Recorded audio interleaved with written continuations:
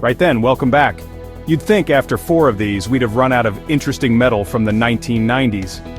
You'd think we'd be scraping the bottom of a very rusty, very beige barrel, but you'd be wrong. Spectacularly wrong. Because the 90s wasn't just about supercars and hot hatches, it was a decade of magnificent madness, a glorious automotive Cambrian explosion where manufacturers, high on profits and questionable substances, just tried things. They built cars for niches that didn't exist.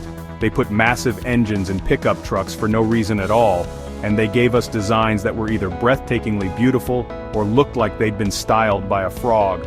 And that's what we're celebrating today. This isn't a list of the fastest cars or the best-selling cars. Honestly, some of them are properly dreadful. But they all have something. Character. A spark of genius or lunacy that makes them memorable.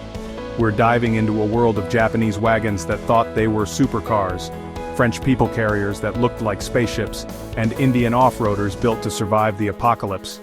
It's a smorgasbord of the weird, the wonderful, and the why on earth did they build that, from a time when car design hadn't yet been handed over entirely to accountants and wind tunnels. So, buckle up, this is going to be brilliant. We're going on a global tour of automotive oddities, from the sensible shoes but secretly a ninja world of Japanese sedans, to the rugged, no-nonsense utility of trucks from Brazil and India, and even a few luxurious surprises from America, and of all places, Canada. This is the stuff you might have forgotten.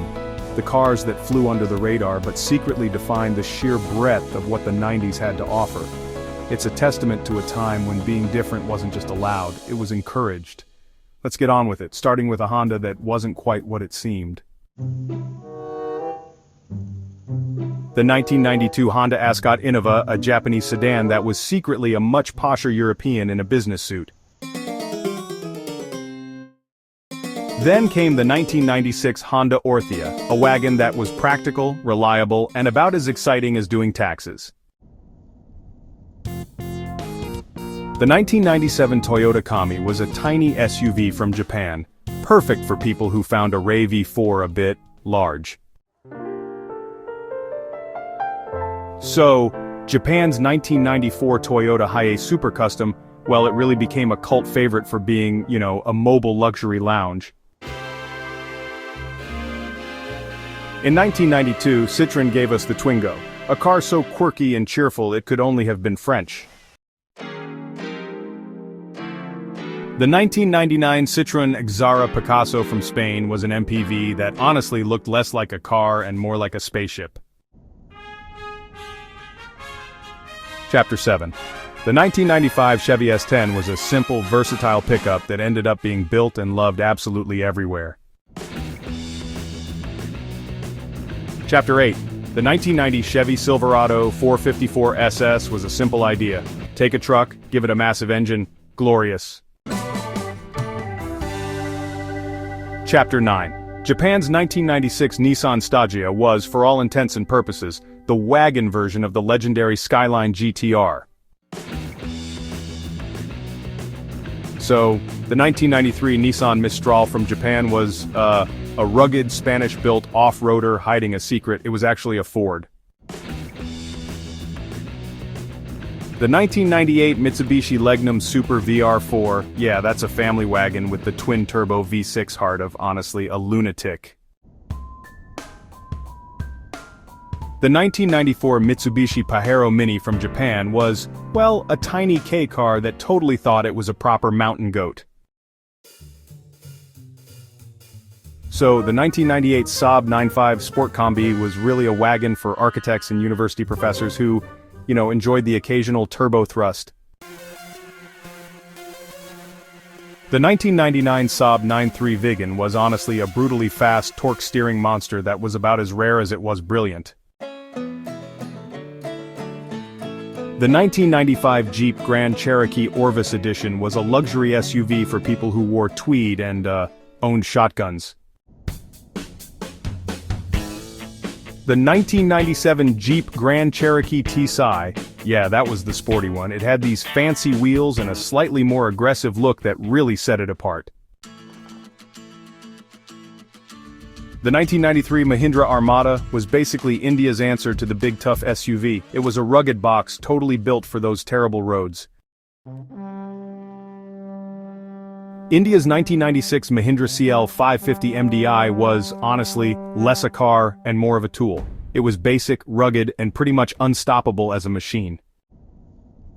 The 1999 Hyundai Trajet from South Korea was a deeply sensible, family-friendly MPV built to haul, well, many children. Also from 1999, the Hyundai Star X was a hugely versatile van in South Korea, used for everything and anything.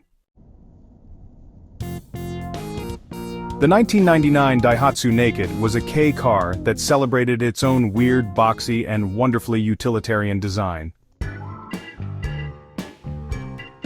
So, the 1999 Daihatsu Miragino was this tiny Japanese car that, honestly, desperately wanted to be a classic British Mini Cooper. The 1998 Acura SLX was a luxury SUV that was, if we're being honest, just an Isuzu Trooper in makeup. The 1997 Acura EL was a car just for Canada, a slightly posher, more luxurious version of a Honda Civic. The 1990 Lexus LS 400 was a car so luxurious, quiet, and well-built, it terrified every German car maker. And there you have it. 25 more reasons why the 1990s was the best decade for cars. We've seen everything from the sublime, world-beating refinement of the original Lexus LS 400 to the utterly bonkers exposed bolt aesthetic of the Daihatsu Naked. It was a time of unbridled optimism and creativity. A time when a company like Mitsubishi would look at a sensible family wagon and say, you know what that needs? A twin-turbo V6 and all-wheel drive. A time when Saab, run by jet fighter engineers, would create a front-wheel drive coupe so powerful it actively tried to steer you into a hedge. It was honestly magnificent. These cars tell a story, not just of engineering or sales figures but of culture. The Hiace Super Custom speaks of Japan's bubble-era luxury, the Mahindra Armada of India's rugged self-reliance, and the Citroën Twingo of France's unwavering commitment to being, well, French. They weren't all perfect, far from it. Some were slow, some were unreliable, and some, like the Acura SLX, were just cynical exercises in badge engineering. But they were all interesting. They all had a point of view. And, in today's world of homogeneous crossover blobs, that's something to be cherished. So, what have we learned? We've learned that putting a massive V8 in a pickup truck is always a good idea. We've learned that the Japanese made a wagon version of pretty much every cool car they ever built. And we've learned that if you give a car designer enough freedom, they'll create something that looks like a frog. And for that, we should be eternally grateful for the glorious, unhinged, and utterly brilliant 90s. Thanks for watching, and we'll see you for the next one. There has to be more, right?